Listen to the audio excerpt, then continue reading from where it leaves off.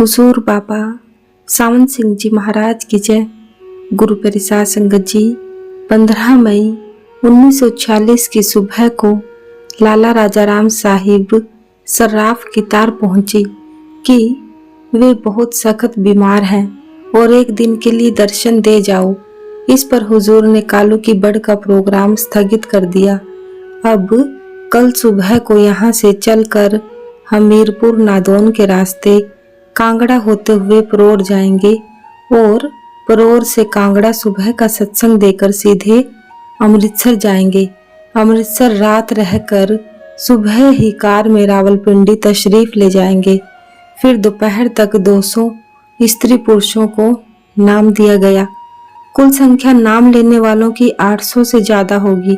इस इलाके के लोग गरीब, सीधे साधे और प्रेमी हैं।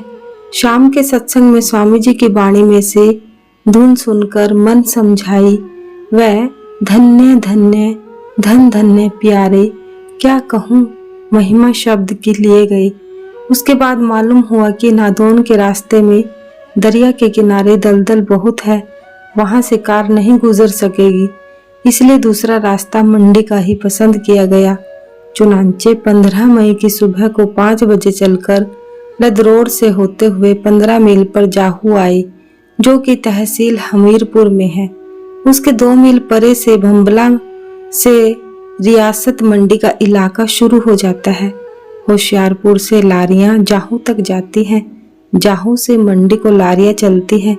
रियासत मंडी के शुरू में सड़क पर सिग्नल लगा है, वहां 5 रुपया महसूल लगता है और रात 9 बजे सर्विस चलती है, परंतु हमें 7:45 बजे ही जाने दिया। आगे बहुत ऊंचे ऊंचे पहाड़ है और सड़क तंग, कच्ची और खतरनाक है, चढ़ाई सख्त है।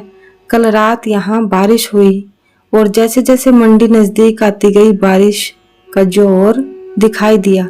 सुबह बारिश ना थी, खेतों में पानी था, नाले जोर से चल रहे थे। इन्हीं पहाड़ियों में रवालसर है, जहाँ के नामधारी लोग पिछली लड़ाई के दिनों में पनाह लेने आए थे। यह जगह पार करनी बड़ी मुश्किल मालूम होती है। पहले हमारा ख्याल रवालसर देखने का था और कहा गया था कि एक लारी हर रोज रवालसर को जाती है, मगर सड़क की हालत को देखकर ना जाना ही मुनासिब समझा। यह सारा सफर खूब सुहावनी ठंडक में कटा। मंडी में कहते हैं कि कल रात बड़े जोर की बारिश हुई। जब हम मंडी शहर से गुजर कर दरियाए ब्यास को पार करके सड़क के फाटक पर पहुंचे तो संतरी ने कहा कि मेरे अफसर का हुक्म है कि 8 बजे की स्पेशल सर्विस में कोई गाड़ी ना गुजरे, इसलिए हुजूर को वहीं छोड़कर मैं कार लेकर सुपरिटेंडेंट पुलिस की कोठी पर गया। बड़े सभ्य अफसर हैं, फरमाने लगे कि मुझे तो इस रोक टोक का कुछ पता तक नहीं। वहां से थाने आए, थानेदार से पूछा कि फाटक क्यों बंद है। उसने भी यही कहा कि उसे कुछ पता नहीं, मानो हेड कांस्टेबल ने अपनी ही जिम्मेदारी पर यह फाटक बंद करवाया था, इसलिए उन्होंने हमें लिखित हुक्म फाटक संतरी के नाम दिया और हम फाटक को खुलवा कर आगे चल पड़े। मालूम हुआ कि मंडी की रियासत पहले तो 6 लाख की थी, अब 26 लाख के करीब आमदनी है, क्योंकि जंगलों में से लकड़ी कटवाकर दरबार खुद बेचता है। और यहाँ काले नमक की भी 2 खाने हैं। एक खान तो मंडी से जोगिंदर नगर की सड़क के ऊपर ही है, जहाँ से काला नमक खच्चरों पर मंडी की रियासत में जाता है और बाहर भी जाता होगा। इस सारी सड़क पर जो मंडी से कुल्लू या ऊना को जाती है, खच्चर टीन के खाली पीपे ले जाते हुए और जगह जगह बड़ी बड़ी दुकानें देखने में आती हैं। टीन के पीपे टूटी फूटी हालत में हर जगह नजर आते हैं, उनमें गंदा बरोजा बाहर भी जाता है। मंडी से 4 मील जोगिंदर नगर है। हम 12 बजे से पहले पहुंच गए। उस वक्त जोगिंदर नगर से मंडी को सर्विस जा रही थी। वहां से पालमपुर 1-2 मिनट सत्संगियों को मिलकर पपरोला में संगत को दर्शन देकर हुजूर 1:30 बजे परोर आ पहुंचे। जरा आराम पाकर खाना खाकर ऐसे सोए कि 5 बजे ही जागे। आसमान बादलों से घिरा हुआ था और मौसम ठंडा था। 17 मई को सुबह 7 बजे चलकर 15-16 मील पर कांगड़ा पहुंचे।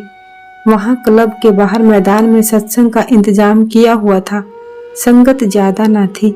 शहर के अफसर व अहलकार सिवाय तहसीलदार साहिब व सब जज साहिब के सब हाजिर थे। आसपास के सत्संगी स्त्री पुरुष भी थे। लगभग 1000 से ज्यादा लोग जमा होंगे। हुजूर ने श्री गुरु ग्रंथ साहिब में से 2 शब्द लिए, जिनसे जाहिर हुआ कि सब कुछ इंसान के अंदर ही मौजूद है और परमात्मा के मिलने का रास्ता भी इंसानी जिस्म में ही है। देवी देवता इंसान से नीचे है।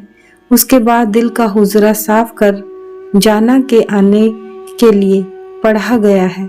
10 बजे वहां से चलकर सीधे अमृतसर आ पहुंचे, जो कि वहां से 120 मील का फासला है। वहां आए तो तरन तारन से कार और एक आदमी हुजूर को बुलाने के लिए मौजूद थे कि आज बाबा बग्गा सिंह का जन्मदिन है, संगत जमा है, आकर दर्शन दे और सत्संग करे। मैं स्वयं तो इसके विरुद्ध था, क्योंकि हुजूर इतना लंबा सफर करके सर्दी से गर्मी में आए थे, मगर हुजूर ने स्वीकार कर लिया।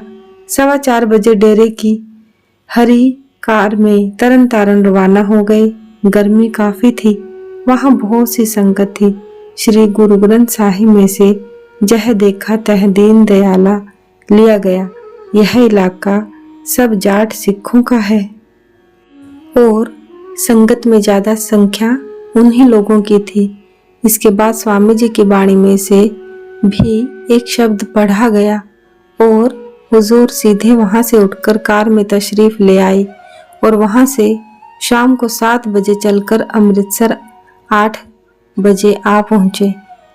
उस रोज शाम को आंधी व बारिश रही। सतगुरु महाराज की जय। सतगुरु तेरा ही आसरा। धन धन सतगुरु, धन धन सतगुरु।